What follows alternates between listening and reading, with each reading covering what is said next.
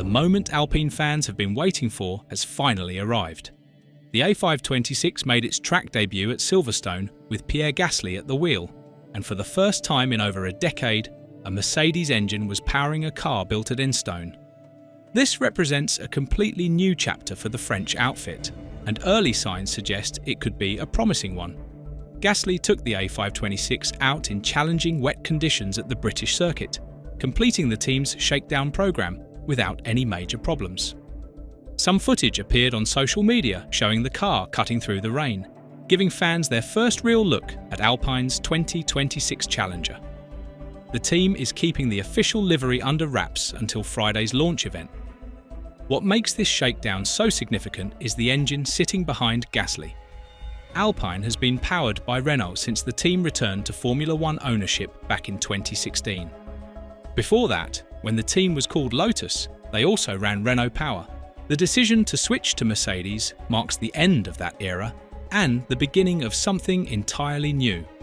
Renault made the call to shut down their Formula One engine program rather than invest the massive resources required for the 2026 regulations.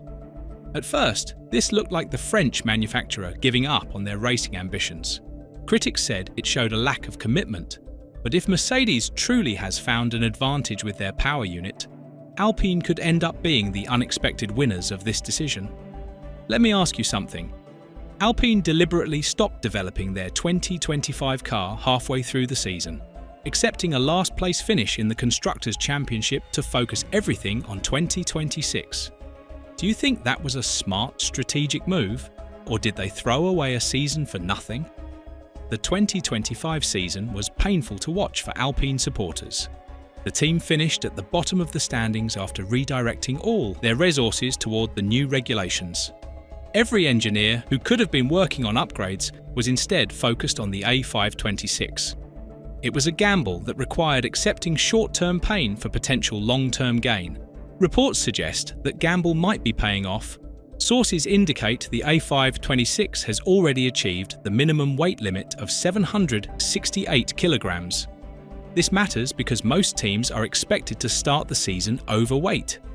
When you consider that every extra kilogram costs lap time, starting at minimum weight while competitors carry excess mass could translate into a genuine performance advantage during the opening races. Pierre Gasly remains the team's lead driver heading into 2026. The Frenchman has been with Alpine since 2023 and has experienced both the highs and lows of the team's recent history. He understands the organisation deeply and has consistently extracted performance from machinery that was not always competitive. Joining him is Franco Colapinto.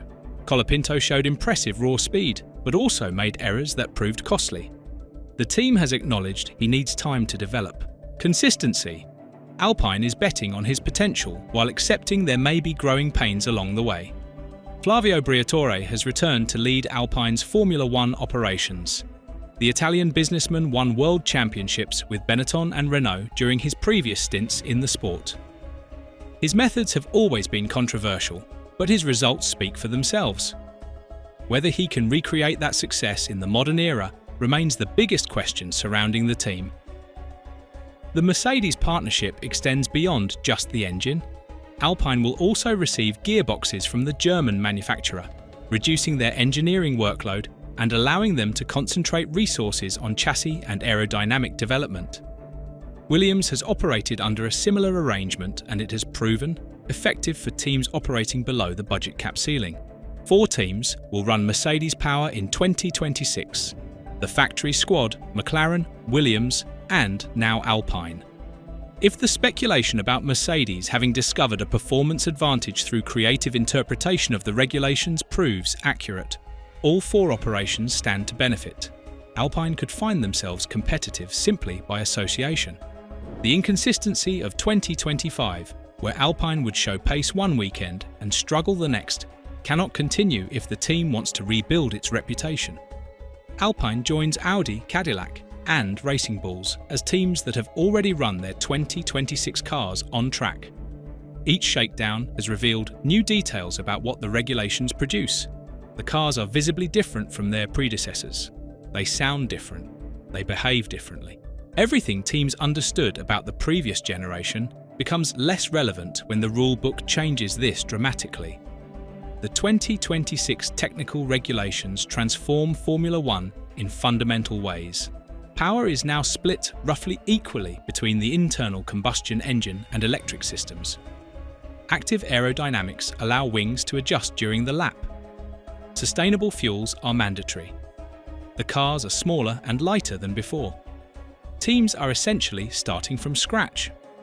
Alpine finished fourth in the Constructors' Championship back in 2022, the first year of the current regulations, despite running what most considered an inferior Renault engine.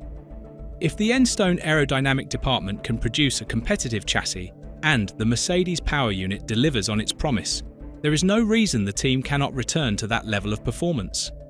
The competitive landscape makes Alpine's position interesting. Mercedes enters as the favourite. Red Bull has built their own engine. Ferrari has gambled on revolutionary technology. Aston Martin has recruited Adrian Newey. McLaren won the 2025 title. Competition at the front has never been fiercer. Alpine hopes to follow that pattern. By taking the same power unit that will be in the back of the works Mercedes, they eliminate one of the variables that has held them back in recent years. The Renault engine was never considered the strongest on the grid. Now that disadvantage disappears. Briatore's return has injected energy into the organisation. Love him or hate him, the Italian knows how to build winning teams. His track record demands respect, even if his methods attract criticism. Gasly provides the stability and consistency that Colapinto currently lacks. The Frenchman has been racing in Formula One since 2017 and has experienced everything the sport can throw at a driver. He was dropped by Red Bull, he rebuilt his career and established himself as a reliable point scorer. That experience will be valuable as Alpine navigates the uncertainties of a new regulation era. The Silverstone shakedown was just the first step. Friday's launch will reveal the full livery and provide more details about the technical package. Then comes pre-season testing, where the real work begins. Every lap matters when teams are trying to understand completely new machinery. Alpine enters 2026 with more optimism than they have had in years.